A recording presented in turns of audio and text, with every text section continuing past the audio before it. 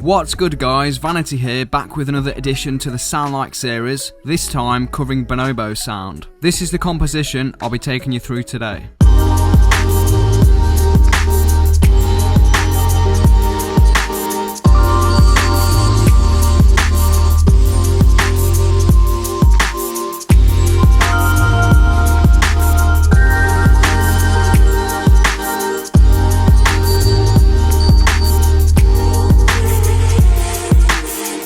CPU almost died playing that. So as with all the Sound Like episodes, this track was inspired by Bonobo and it's not intended to completely copy his sound. Bonobo seems to take a lot of inspiration for his drum patterns from two-step and garage, or at least that's what it reminds me of. But he combines this with some truly vivid layered textures of instruments, sounds and percussion. People always seem to overcomplicate or over-hyper-produce a sound from a production standpoint when they hear everything together in a mix. Even when they're shown the very same technique out of context, they don't put two and two together. When you can deconstruct a track, both with the physical stems in front of you and actually breaking down each sound in your mind while listening to the record, you often find that the production techniques used are simple and almost obvious. The real skill or talent comes from sound selection. You know, like hearing a sound and recognising that you can sample it to form a basis of a new track around, and then you start arranging all the pieces in your head. It's a lot like putting together a puzzle, yet as producers, we also have to create the puzzle pieces. The secret everyone is after is not some fancy production technique or mixing process, both of which can be taught. The secret is experience. Alright, so I want to start with the drums. Here's the drums on their own.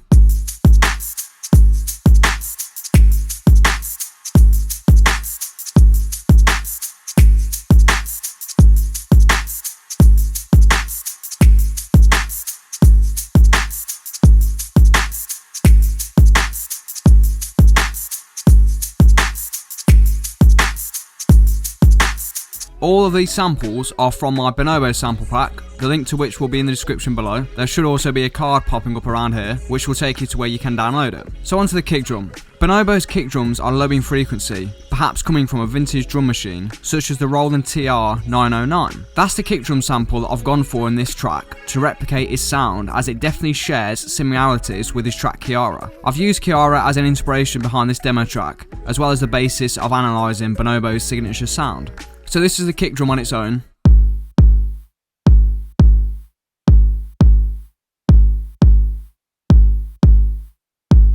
Nothing too fancy, just a plain 909 kick with some basic EQing and compressing in the form of this PSP vintage warmer. I've got a little bit of a boost of 1.59 dB, compressing it very slightly. This also is acting as a limiter, so it's not going to be clipping. Taking off the low end just to stop it interfering with the bass. A dip around 500. This is pretty standard for me on most sounds, as a lot of them contain mud in this region. Sometimes multiples of this number contain a lot of mud as well, like 250, 750, so it's worth having a little play around just to make sure you're cutting everything you don't want out of the kick drum. Onto the snares. Bonobo snare drums sound like a combination of a rim and a clap. However, they are lower in volume than some of the other artists I've previously covered. Specifically in the Kiara record, it sounds like he's used a clap and a rim sample laid together coming down the middle, and then he's got a different clap sample, one panned hard right and one panned hard left, to create that stereo width. Now that's the exact setup I've gone for in this track. This is what the clap sounds like all together soloed.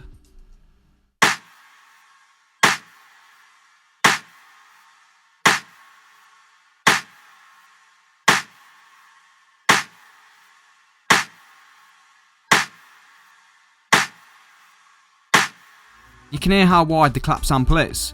This further helps it cut through the mix, and it also gives it that larger than life feel. Now Bonobo definitely takes advantage of all the room in the stereo field that's available to you, and I think this is something a lot of young producers don't think about. Some of his snares actually sound very woody. Now I actually recorded myself hitting trees with a piece of wood a few years ago and used them as rimshot snare samples. You get the initial hit, but you also get some dope crackle textures as the wood strikes the trunk of the tree. I only used a portable recorder to capture these hits, but they sounded pretty dope. Plus you can't get much more original and organic than that. Once I had all of my snares finalised, I exported a copy out with the reverb on, heavily compressed. This was then mixed back into the original version at a low volume. Now essentially this is parallel compression, but I like to explain the theory behind it rather than throwing terms at you guys. So you can see this one here. Now depending on the sound, you may even want to boost the clap around 5 kHz, which further helps it cut through the mix. I didn't feel like this snare or clap needed any more 5k, but it's always a good trick to have up your sleeve. So this is going to be the clap without the layered parallel compressed version.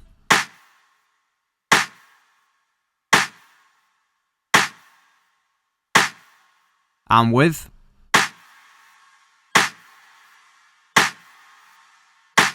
So you can hear how it's bringing out the tails of the drum hits, as well as the reverb tail. Now this can be desirable, but doesn't always work depending on the snare. But have a play though, and see what you think. Bonobo uses a lot of percussion to fill out his drums. He seems to be pretty creative in this part, and I think it might be one of the keys to his sound. Most of his records have some interesting combination of wooden hits, chimes, and random sounds that make up a thick layer of percussion throughout his tracks. Listen to 10 Tigers and focus on the percussion. There's so many sounds in there. He keeps the kick and snare pattern relatively simple, but because of the layers in the percussion, you just get lost in it all. Something I would recommend is buying a bunch of percussion instruments and just spending a day sampling them. They're relatively inexpensive and gives you a ton of hits to play with. You can really make sounds out of anything and manipulate them in a way that would sound interesting in a track. His style of textured percussion has always been one of my favourite elements of his sound. In Chiara, I picked out a couple of slightly different alternating hi-hats, some random wooden percussion hits and a shaker, and I've gone for a similar setup in this track. So this is what the percussion sounds like soloed.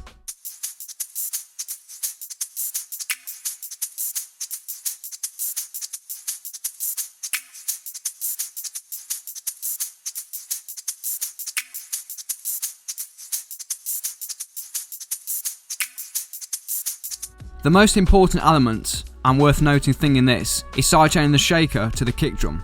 You can see down here I've got a little compressor doing just that. This allows the shaker to fill in the gaps between the kick drums and at the same time not obstruct them. I also think that it helps to create a more interesting percussion groove that is actively moving with the beat rather than just sticking a static shaker loop over the top of the kick. So moving on to the musical elements. As I mentioned at the start of this tutorial, the skill or talent in my opinion comes into play when finding a sample, knowing if and how it would work and executing. Bonobo definitely uses a lot of samples in his works, but he processes them in a more interesting way than a lot of other artists. Now when I'm referring to samples, I'm not meaning sampling tracks, but more so random sounds and textures. When working with a musical sample that doesn't have a particular pattern or structure to it, you'll need to make these kind of rhythmical edits to fit around the beat and get it into a loopable 8 or 16 bar pattern. You can even go more experimental than that and not even create something in an 8 bar structure. I actually was told earlier this week something I didn't already know. Apparently Jay Dilla used to make some sections of his records in 7 bars. This was a creative decision on his part.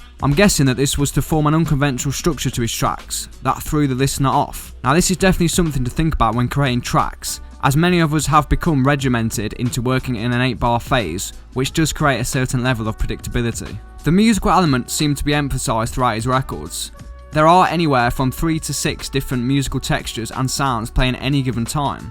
One of his most popular tracks, Chiara, is driven by the drum groove and bassline in the first verse. However, later on, a violin is introduced, which carries the track even further and brings out organic musical quality that I think Bonobo is well known for. His latest track, Kira, sorry if I'm butchering that name, follows a similar pattern of being driven by a drum groove and bass line in the first half of the record, and then at a minute and a half in, a vocal sample is introduced, which becomes the signature sound of the track, and really does separate it from anything else out there currently. The video that's been produced for this single has a pretty interesting concept too, of being stuck in a time loop which seems to fit almost perfectly with the vocal sample. So coming back to this track again for a minute, I've got a musical drone that I found in a past project. I then stuck an Effectrix on it down here. Now, for those that don't know, Effectrix is essentially a step sequencer for activating a choice of 14 effects. You can see the effects down here, and obviously the step sequencer grid here. By looking at it, you can see that I've applied the loop, the reverse, the stutter, the delay, and the reverb.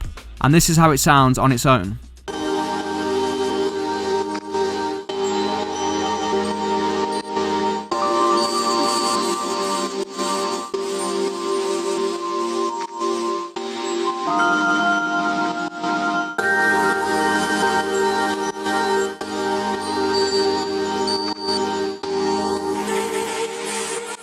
I'm also sidechaining that to the kick drum as well, you can see that down here. So combined with that, I've then got these Rhodes that sound like this. They're just playing 4 simple chords that fit with the sample.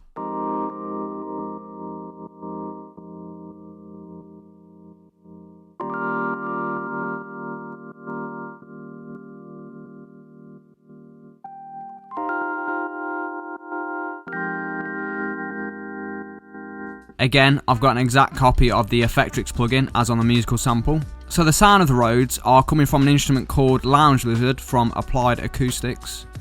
You can see that here.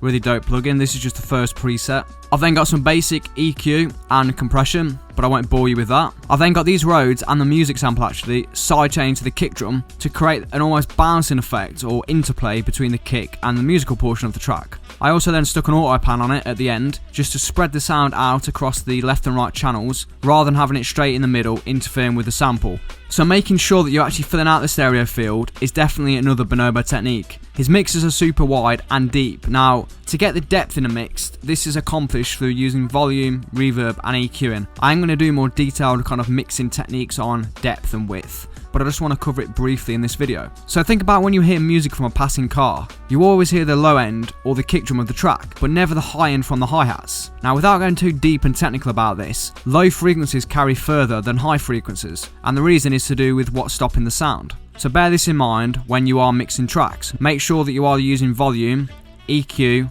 panning and reverb to create both width and depth in your records. Alright, so the vocals you heard on this track come from one of my favourite plugins at the minute. Now I say it's a plugin, but it's actually a library for Contact, and that is Exhale from Output. So you can see that here. These guys are putting out some fire right now, so I recommend you go check out Substance and Movement by them too. It's literally the second preset under loops. You can see here you've got three options: notes, loops, slices. Now the preset that I'm using, you can see here 001.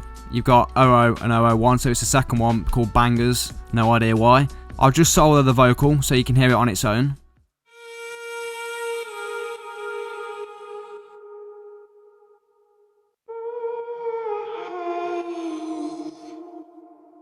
All the effects you're hearing are part of the preset. Another reason I really love this plugin is it's super fast to get some really quite nice vocal chops and loops out of. Now Bonobo's vocal processing method, the best I can tell, is actually pretty simple. I'm guessing of course, but it's an educated guess. His vocal chops are more phrases that are coming from acapellas or instruments such as Exhale that he's either putting into a sampler and manipulating that way, or he's just using a straight audio file in the arrangement view. Alright, so on to the bass. Now Bonobo's bass lines, especially in Chiara, will be best made from two layers: a plain sine wave or sub bass, and a second perhaps more square wave bass for the more kind of mid-range sounding top end. Pretty similar to what I went over in the Coach video. So this is how each layer sounds by itself. Got the sub bass first.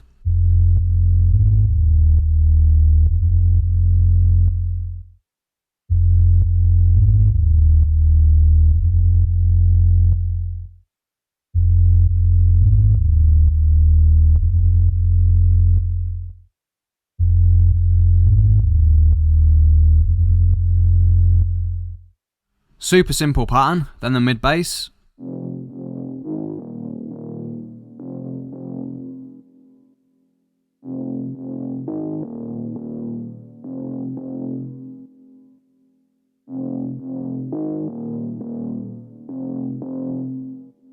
I won't bore you too much with that. And then together.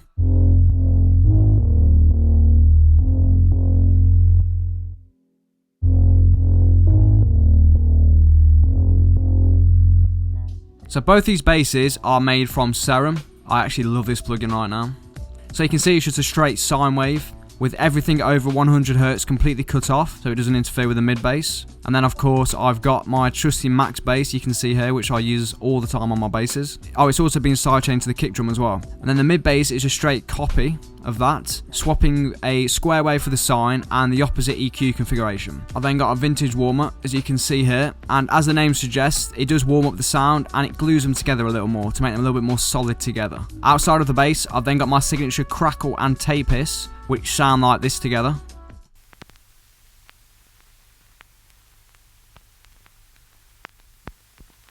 Just to take away that kind of digital perfection and adding some extra textures, which obviously Bonobo's well known for. So the last thing I want to touch on is the mastering chain. I spoke about what my mastering chain is in my Coach tutorial, and people really seem to find it useful. So what you're seeing on the screen isn't my actual mastering chain plugin for plugin.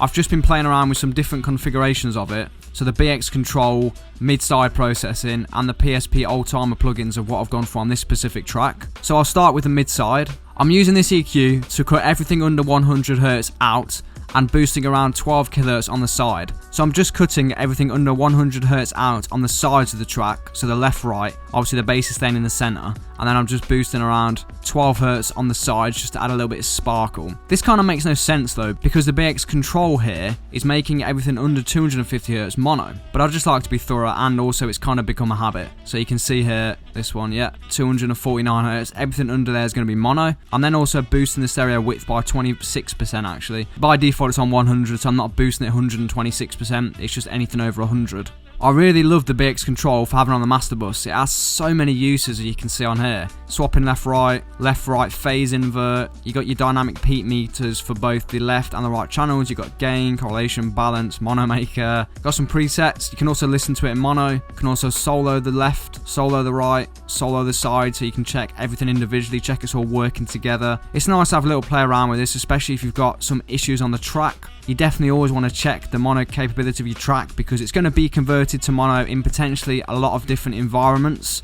So a lot of people are potentially going to hear your track in mono, so you need to make sure that there's no phase cancellation and everything sounds correct. The two old timers here are doing exactly the same job. One is compressing the sides and one is compressing the mids. You can see here, side, mid. I've then got my L2 limiter, which is my kind of limiter of choice here. Oh, actually we've also got this PSP mix saturator, which just essentially warms the track up. You can see you've got a warmth control. You've got a kind of percentage of your saturation, so I'm just keeping it on 50. It also adds quite a lot of amplitude as well, so be careful when playing with any saturation. You may want to turn it down a slight amount on the output, but 50% just worked nicely on this track. I've then got my L2, which is of course my limiter of choice, leaving 0.2 dB of headroom for any intersample peaks. Now if I play the whole track while watching this spam spectrum analyzer,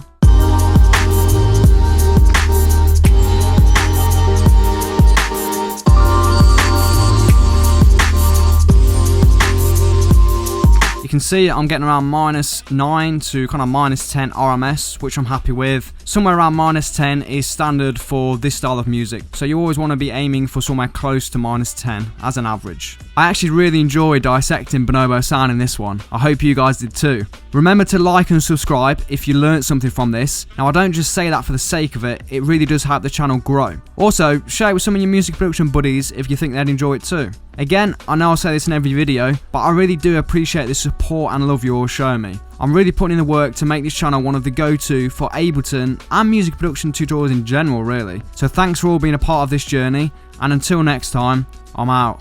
Peace.